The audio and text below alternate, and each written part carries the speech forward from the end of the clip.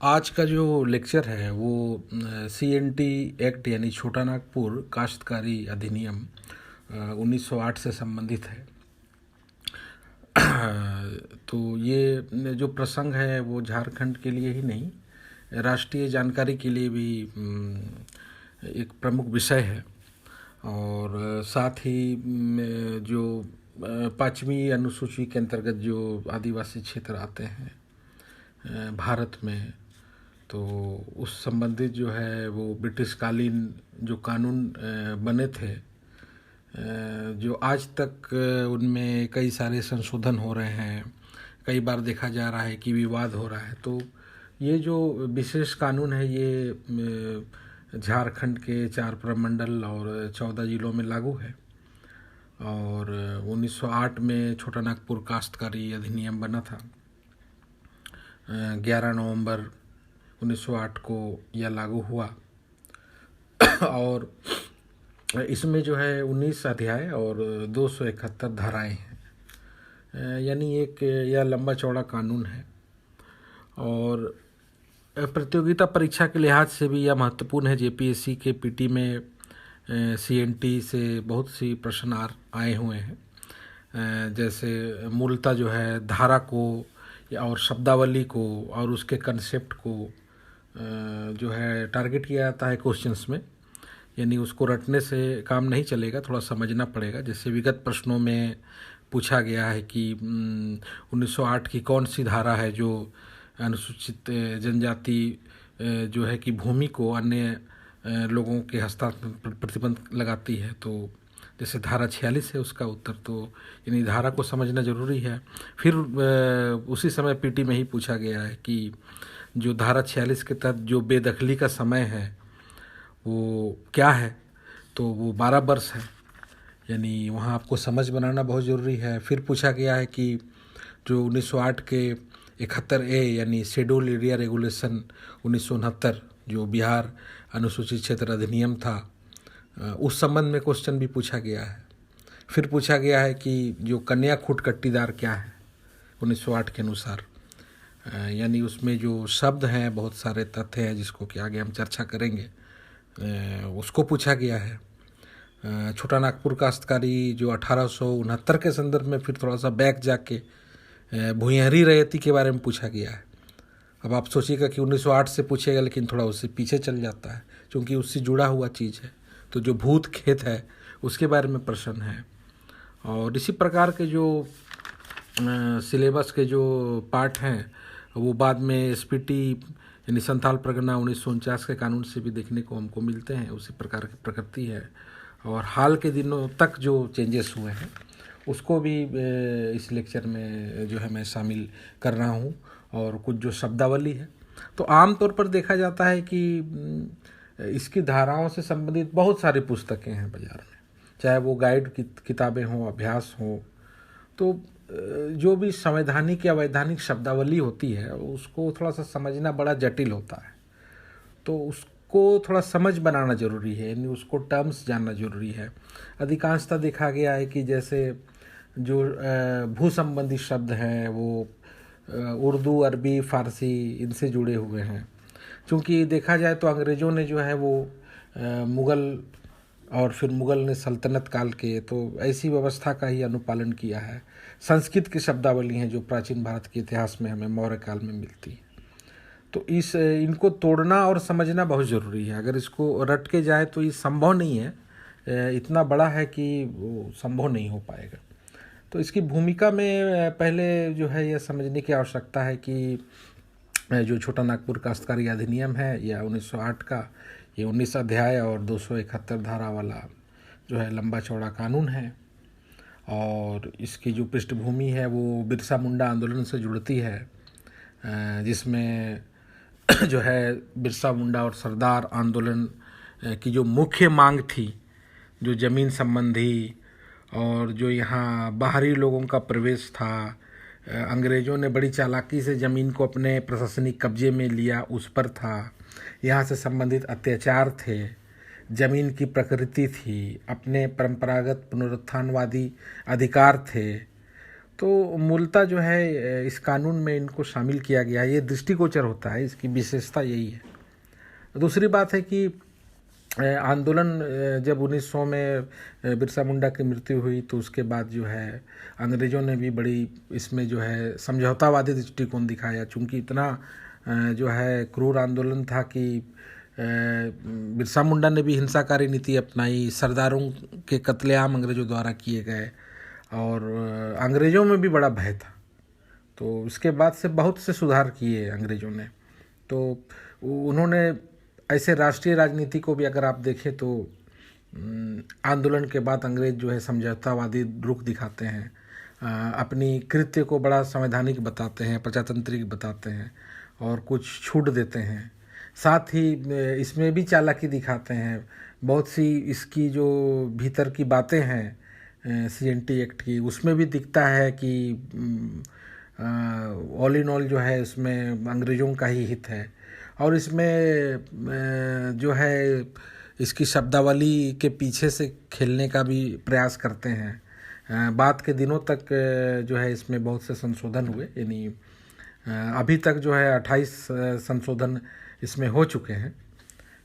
जो इसमें 26वां संशोधन था वो 1995 में था और 27वां जो 2016 में आया और 2019 में जो है वो 28वां संशोधन आया, जिसकी चर्चा हम बाद में करेंगे। तो यहाँ समझने की आवश्यकता है कि जब इलाहाबाद की संधि हुई, यानी बक्सर का युद्ध हुआ, तो इलाहाबाद की संधि के अनुरूप जो है अंग्रेज़ों ने इस क्षेत्र की दीवानी प्राप्त की, जिसका जो है हेड ऑफिस मुर्शिदाबाद हुआ करता था और जो है कि चतरा कलेक्टेरिएट में आता था और इसकी निगरानी आमिल करते थे और इसका जो मुख्य बोर्ड ऑफ रेवेन्यू था वो कलकत्ता के अधीन था। यानी जो यहाँ के जो कर की स्थिति थी, अब ब्रिटिश से आने से पहले की स्थिति भी देखा जाए तो इन क्षेत्रों में जब आंदोलन नहीं हुए थे तो वहाँ लोग ही अपनी ज़मीन पर खेती कर रहे थे, बहुत ज़्यादा प्रेशर नहीं था। बाद के दिनों में जब ब्रिटिश आए तो उनमें पूंजीवादी दृष्टिकोण था, उन्होंने एक एक इंच ज़मीन पर जो है अपने दृष्टिकोण को परिवर्तित किया और उसका प्रतिकूल प्रभाव लोगों पर पड़ा। अब यहाँ देखने को मिलता है कि बहुत सख्ती से जो है 1793 ज़मींदारी जो स्थायी बंदोबस्त था उसके बाद उन्होंने प्रयास किया ज़मीन में लगान लेने के लिए। इस संदर्भ में जो है 1798 से ही बड़ी सख्ती यहाँ दिखती है। और यह जो कानून है, इसीलिए इस आलोक में इसके जो है भारतीय अधिनियम परिषद के तहत जो है इसे पारित भी कराया गया था, जो कि 1892 भारतीय परिषद अधिनियम द्वारा अधिनियमित था। ये भी एक प्रमुख तथ्य है और इसके अंतर्गत समझने के लिए हमें यह समझना है कि ये आंदोलन जब बिरसा मुंडा का समाप्त हुआ तो इसके बाद अंग्रेज़ों ने समझौतावादी दृष्टिकोण दिखाया ताकि लोगों को इसका लाभ मिले। और आज भी ये सत्य है कि आज तक ये कानून जो है पूरे जो 14 जिलों में आदिवासी क्षेत्रों पर जो है उसको एक बहुत बड़ा इस्पात का जो है चौखटा प्रदान करते हैं, एक घेरे का निर्माण करते हैं।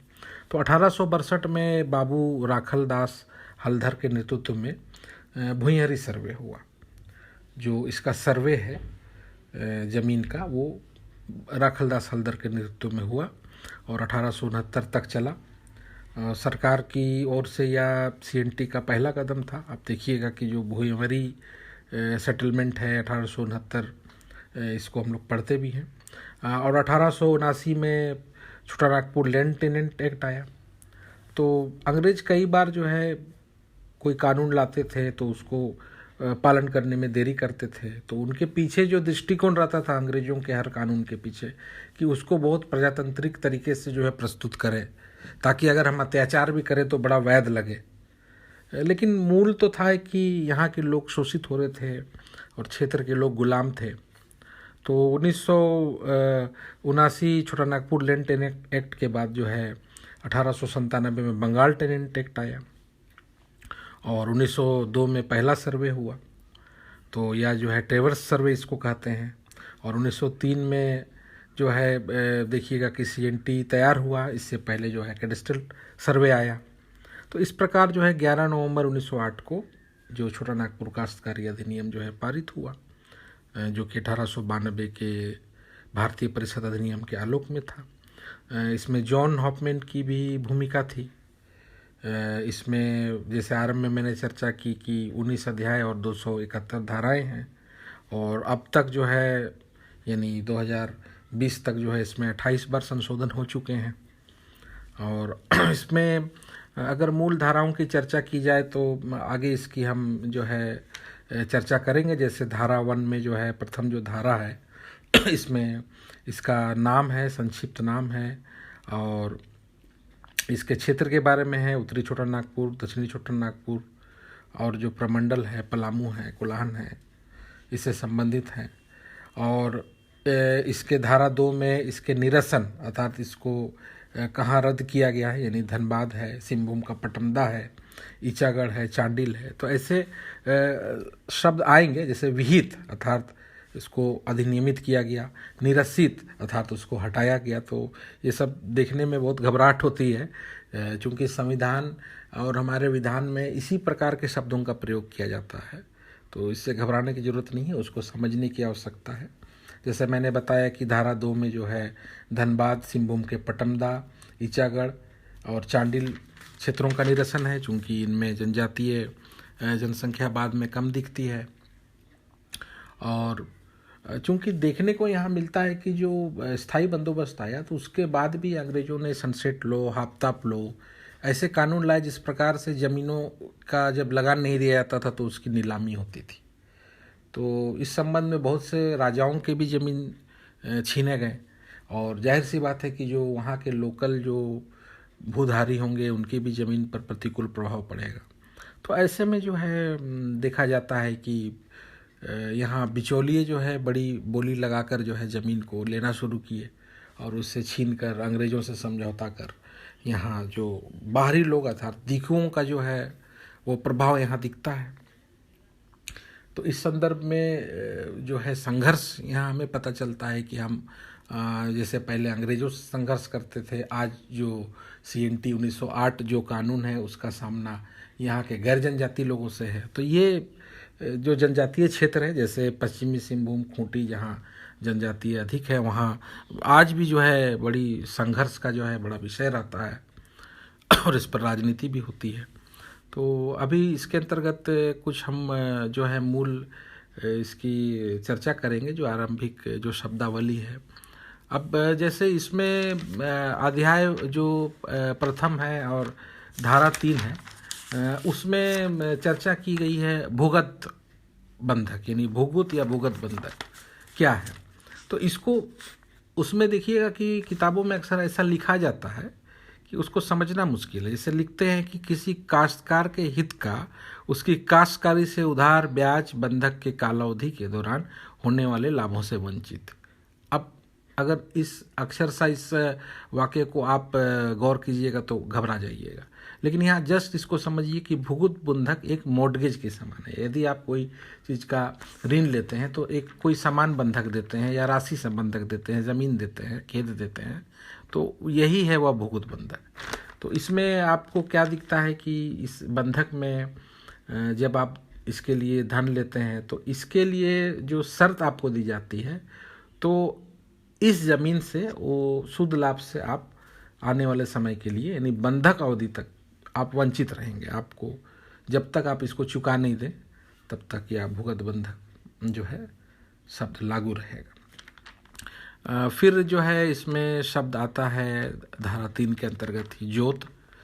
तो जोत अर्थात जो रैयत है या धारित भूखंड है।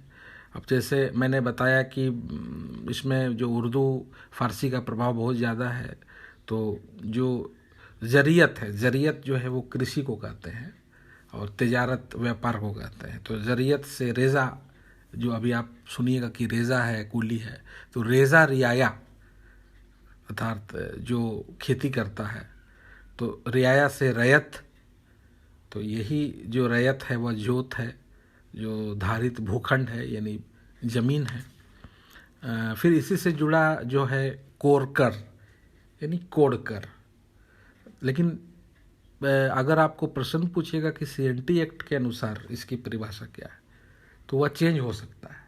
क्योंकि मैंने जो अपने आरंभिक लेक्चर में बताया है कि कोड़कर जो ज़मीन है वो सदानों द्वारा जंगल साफ कर जमा बनाई गई ज़मीन है। लेकिन यहाँ जो CNT 1908 एक्ट है, इसमें कोड़कर का अर्थ है कि ऐसी भूमि जिसे जो है धान की खेती के लिए या अन्य खेती करने के लिए चौरस या चौड़ा बनाया गया है।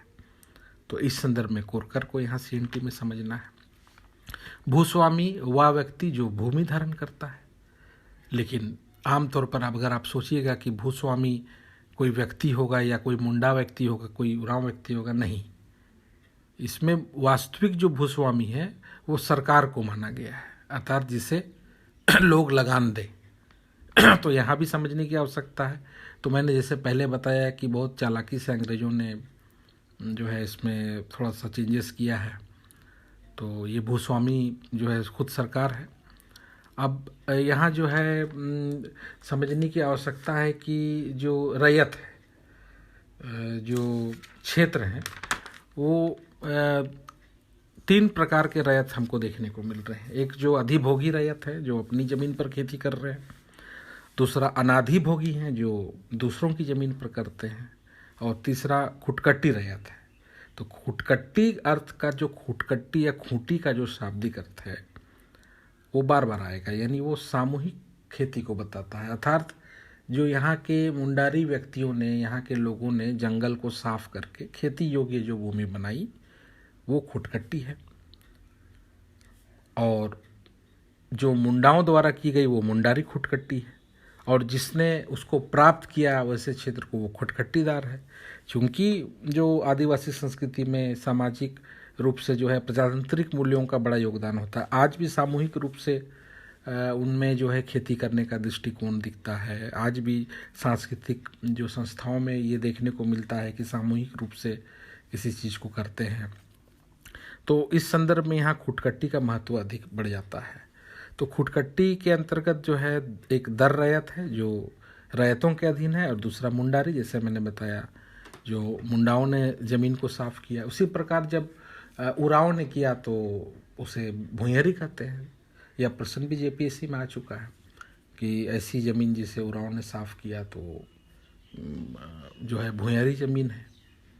और जब जिसे सदानों ने साफ किया वो कोड़कर है। ऐसी ज़मीन जो उप जमींदार या ज़मींदार को दी जाती तो वो मझियंस है।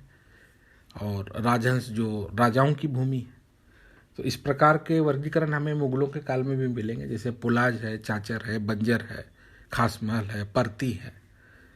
तो इनको भी साथ साथ में समझने की जो है आवश्यकता है। फिर इसके जो धाराओं के अंतर्गत जो है इसमें भूस्वामी जैसे मैंने बताया, फिर मुंडारी बताया। भूधृति है। भूधृति में जो है हमें भूधारक का जो हित दिखता है, यानी उसके पीछे उसके क्या हित हैं, उसका अपना क्या लाभ है, तो उसे भूधृति कहा गया है।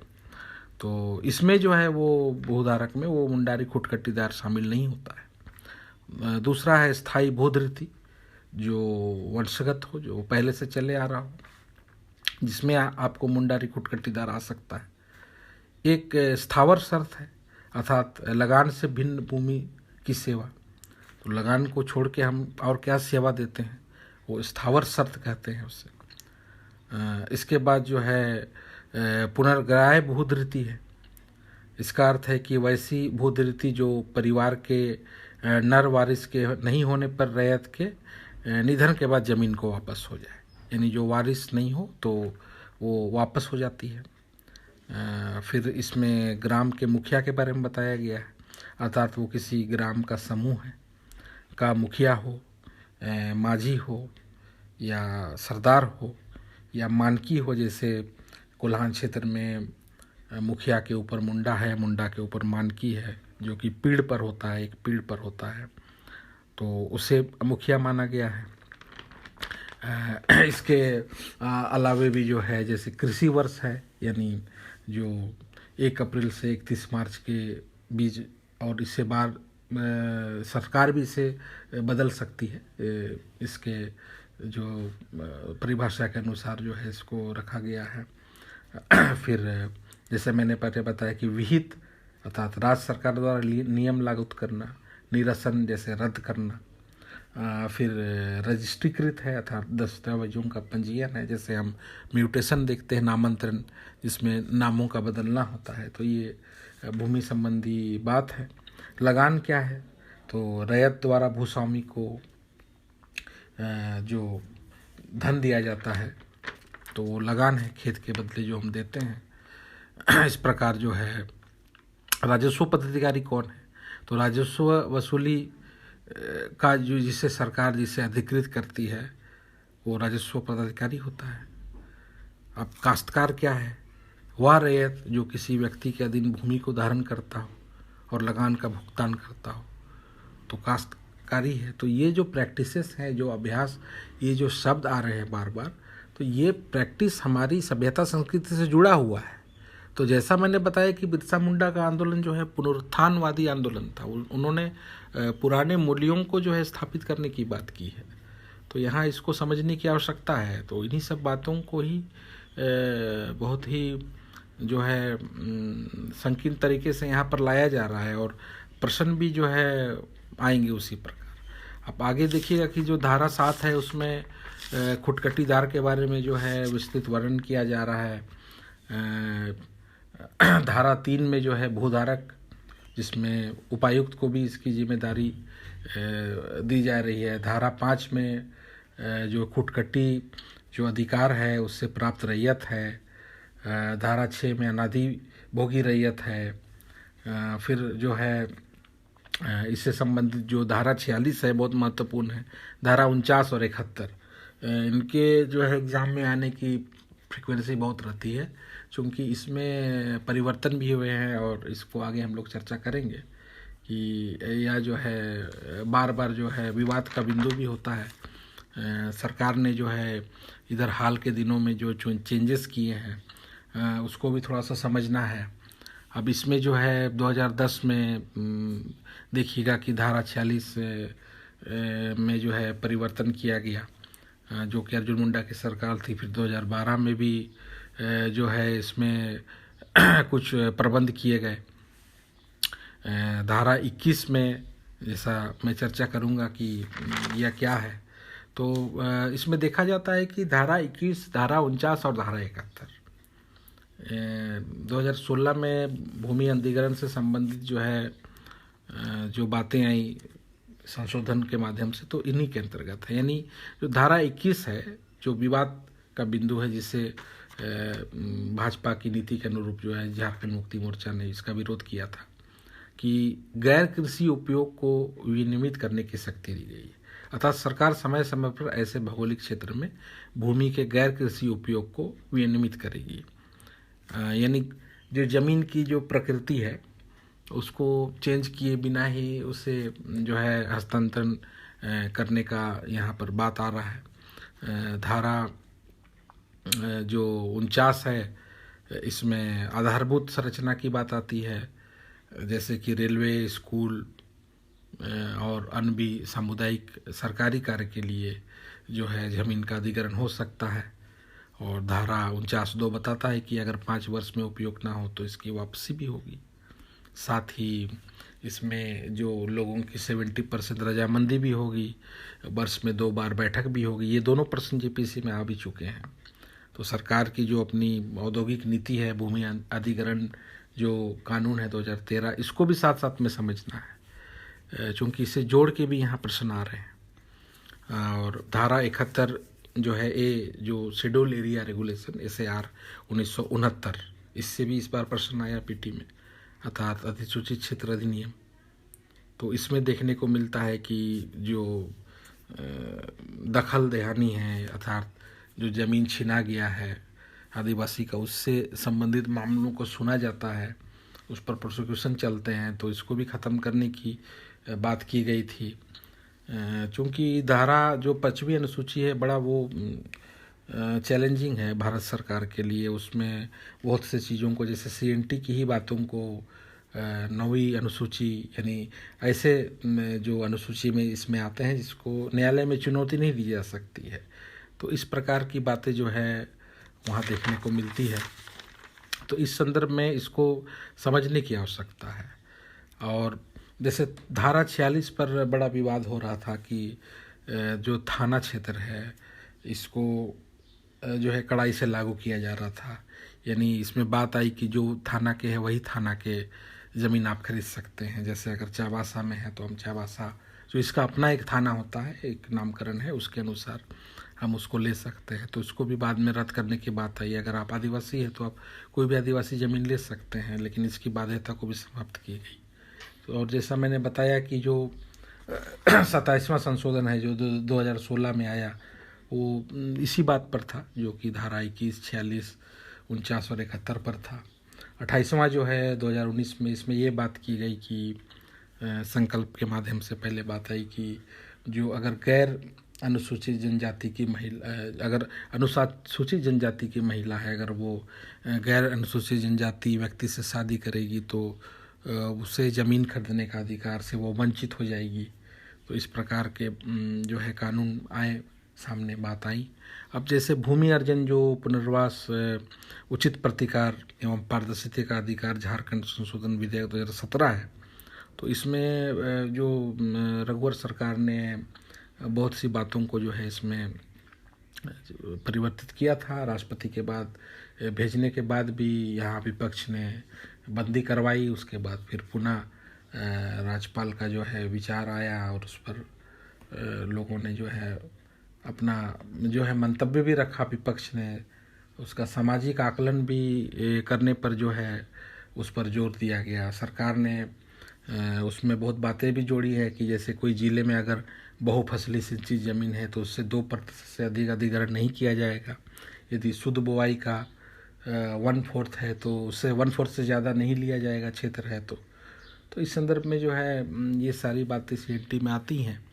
और अगर इसमें अगर समझ बनाया जाए तो CNT एक्ट को जो है पुस्तकों से अच्छा से समझा जा सकता है, क्योंकि ये संभव नहीं कि छोटे से समय में के लेक्चर में जो है इनको पूरी तरह जो है समझा जाए। और इससे जुड़ा हुआ ही SPT 1949 का अधिनियम है, जिसकी चर्चा मैं करूँगा बाद में, जो इसी प्रकार से है। इससे संबंधित जो अलावे जो ज़मीन से संबंधित जो शब्द हैं जो आमतौर पर प्रतियोगिता परीक्षा में आते हैं, और ऐसे जानकारी भी हमें उसकी रखनी चाहिए। जैसे आपको शब्द आएंगे कि अलामत क्या है, तो ये राजस्व ग्राम के नक्शे पर स्थापित चिन्ह होता है, जो चिन्ह के रूप में हम लोग जो है दर्शाते हैं। अनाबाद एक शब्द आता है, अर्थात खेती नहीं की जाने वाली भूमि जो सरकार के कब्जे में हो। लेकिन इस भूमि का उपयोग जो है 1946 के खतियान भाग 2 के अनुसार झारखंड सरकार और गांव के रैयतों द्वारा उनके अधिकार के अनुसार भी किया जाता है। वो सामुदायिक रूप से उसको आम सहमति से वो करते हैं, लेकिन इसका जो शाब्दिक अर्थ है कि खेती नहीं की जाने वाली जो सरकारी ज़मीन है वो अनाबाद है। उसके बाद जो है अरियत शब्द आता है, अर्थात जो कोड़कर का समानार्थी है, जो कि धनबाद, बोकारो, पलामू, इन सब में ज़िलों में ज़्यादा सुनने में आता है कि ऐसी ज़मीन जो खेती के लिए तैयार की गई है। जैसा मैंने बताया कि अरबी फ़ारसी शब्द अधिक मिलेंगे। और फिर अमलनामा है, अर्थात आदेश या हुकूकनामा, जो पूरे ज़मीन के अपने हक को प्रदर्शित करता अधिकार को। पट्टा है, पट्टा एक प्रकार से पत्र है जिसमें कि लगान, ज़मीन की प्रकृति, व्यक्ति का नाम, थाना, उससे संबंधित जो रकबा क्षेत्र, सारे जो जितना भी विस्तृत विवरण रहता है वो पट्टा में रहता है। फिर इजमाल है, इजमाल अर्थात सामूहिक कब्जा है। इसके बाद जो है इजारा, अर्थात ठेका का भूमि। आप सुनिएगा कि सल्तनत काल में इजारेदारी प्रथा आरंभ हुई, जो एक प्रकार से मनसबदारी प्रथा थी कि ज़मीन का हम ठेका देते थे। जैसे अभी हम देखते हैं कि बाज़ार की आप बोली लगवाते हैं कि कितना टैक्स देगा 1 साल में, तो जैसा सरकार उचित समझती है तो उसका इजारा लेती है, तो ये व्यवस्था इजारादारी कहलाती है। फिर जो आप देखिएगा कि ज़मीन की प्रकृति के अंतर्गत आपको खिलहत शब्द मिलेगा, अर्थात ज़मीन का अनुदान है। गश्ती सलामी है, अर्थात जब ज़मींदार जो है या सरदार अपनी यात्रा पर बाहर जाते थे तो वो जो है राशि लेते थे। इस प्रकार जो है आपको शब्द मिलेगा कि घानी कर, अर्थात तेल उत्पादन के लिए जो है वो लिया जाने वाला कर, ये शब्द जो है बराबर हमको मिलता है। फिर जरोवा मिलेगा, यानी पूर्व जमींदार या उनके परिवार के लिए जो गर्म कपड़ा खरीदने के लिए जो चंदा होता था। तो जो ऐतिहासिक जो शब्द इस प्रकार आएंगे आप देखिएगा। फिर आपको मिलेगा जंगल महाल, अर्थात मुगल काल में जो ब्रिटिश काल में संथाल, मानभूम, बीरभूम, बड़ा भूम के क्षेत्र को जो 1824 में इसे प्रशासनिक इकाई बनाई थी, वो इस प्रकार से जैसा कि 1773 में रामगढ़ हिल ट्रैक है। ये प्रश्न आया भी है कि हिल ट्रैक की जो संकल्पना किसने रखी, तो क्लीवलैंड ने। तो एक प्रकार से वो ब्रिटिश जो है वो आधार तैयार करते थे कि कैसे जो भूमि है उसको सरकारी भूमि में हम परिणत करें, जो लोगों की अपनी भूमि है। तो इस संदर्भ में मैंने बताया कि भूस्वामी उसे ही माना गया है जो वास्तविक लगान उठाता है, यानी सरकार है। ऐसे आमतौर पर हम समझेंगे कि आप या हम भूस्वामी होंगे, नहीं, लेकिन जो स्वामी है वो सरकार है। फिर जरीब आप सुनिएगा, यानी जो 100 कड़ी का सीकड़ चेन का उपयोग होता है जो भूमि की पैमाइश के लिए होता है। इस संदर्भ में जो पहले टैक्स लिए जाते थे वो जरीबाना टैक्स होता था। फिर आप सुनिएगा जिन्सवार, अर्थात फसलों के उत्पादन के अनुसार जो क्षेत्र का वर्णन है। और आप देखिएगा कि टेन्योर जो है वो सब बहुत बार आता है, जैसे बिहार, बंगाल, संथाल परगना आदि जिलों में जो है ये हमें देखने को मिलता है कि जो शर्त के आधार पर आपको दी गई भूमि है, इसका एक समय होता है, समय सीमा होती है। फिर आपको शब्द मिलेगा जो डूब क्षेत्र है, जैसे आहर का पानी, गेहूँ बाली उपजाया जाने वाला क्षेत्र जो डूब कई सप्ताह तक पानी में डूबा रहता है। अभी भी जो भूमि अधिग्रहण में हम अगर डैम के लिए लेते हैं तो बहुत से क्षेत्र जो उससे प्रभावित होते हैं वो डूब क्षेत्र कहे जाते हैं। तो ये शब्द भी जो है परंपरागत शब्द है। डाहा, जो कि चतरा जिला में सब बहुत यूज होता है, जो जंगल लीज जो पट्टा में दिया जाता था।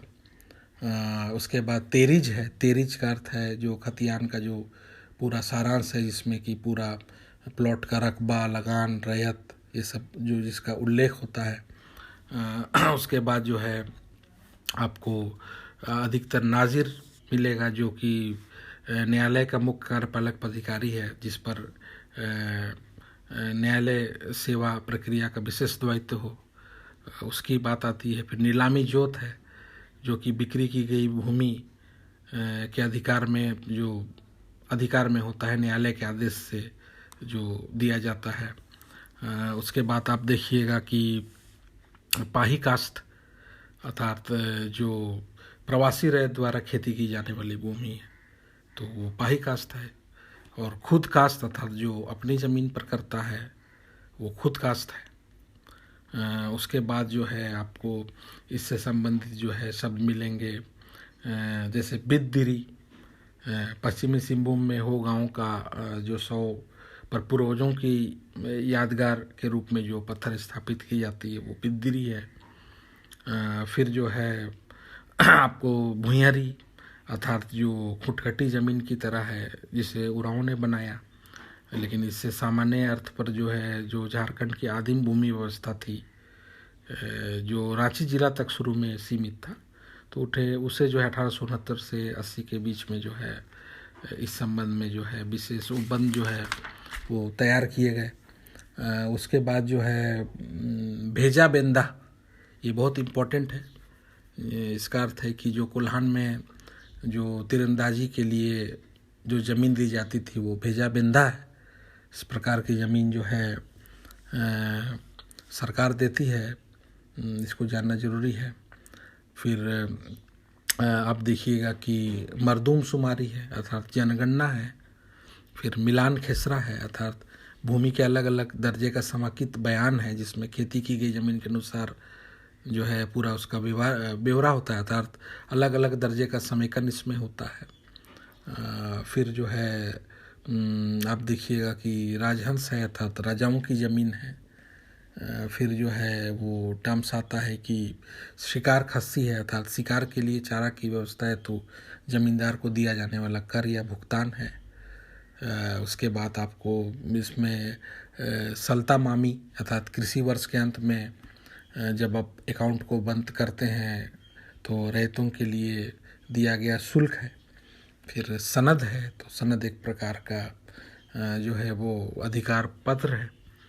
तो इस प्रकार जो है अगर देखा जाए तो आपको बहुत से टर्म्स आएंगे। जैसे इस व्याख्यान में मैंने चर्चा की कैडेस्ट्रल सर्वे, तो कैडेस्ट्रल सर्वे में देखा जाता है कि जो CNT एक्ट के पूर्व जो दूसरे वर्ष का सर्वे है वो सर्वे इसमें जो है बहुत प्रमुख है। फिर ट्रेवर्स सर्वे है जो कि आरंभ में जो है किया गया ट्रेवर्स सर्वे से संबंधित जो है, इसमें थाकवस सर्वे भी आता है।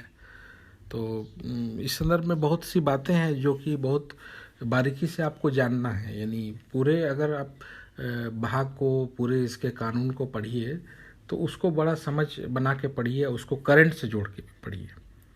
और हाल के दिनों में जो है इसमें चेंजेस भी जो आए हैं और जो विवाद के बिंदु हैं उसको भी साथ में समझना है, क्योंकि सरकार जो है इसको बार बार जो है उसको जो है पूछती है।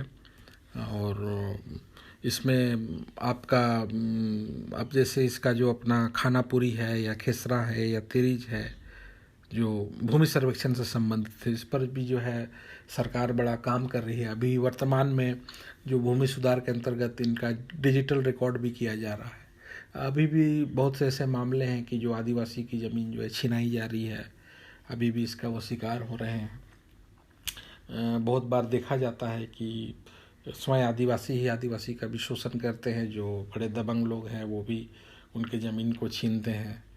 तो जो औद्योगिक विकास की रूपरेखा है, जो भूमि अंधीकरण से संबंधित समस्या है, उसको भी जोड़े जाने की आवश्यकता है। तो आने वाले समय में जो है इसमें इसके जो उपबंध है उसको सरकार जो है बहुत उसका डिजिटल संरक्षण आने वाले समय में अच्छी तरह करने वाली है, और ताकि जो है इसकी वास्तविकता और इसका मूल रूपता जो है बनी रहे, आसानी से लोगों को उसके पत्र भी प्राप्त किए जाए। बहुत बार आप रांची जिला में ही अगर देख लीजिए तो बहुत जो पुराना नक्शा है और जो कैथी लिपि में लिखा गया उसका पूरा ब्यौरा है वो नहीं मिल पाता है। इसके लिए ज़मीन का ना रजिस्ट्री हो पाती है, ना नामांतरण हो पाता है, और इसमें दलाल सक्रिय हो जाते हैं। तो इस प्रकार से जो है यह जो व्याख्यान था वो ऐसे तो मैं नहीं बोलूँगा कि पूरी तरह मैंने CNT को बहुत अक्षरशः कवर किया, लेकिन उससे एक अप्रोच, एक दृष्टिकोण आपका अवश्य पैदा होगा।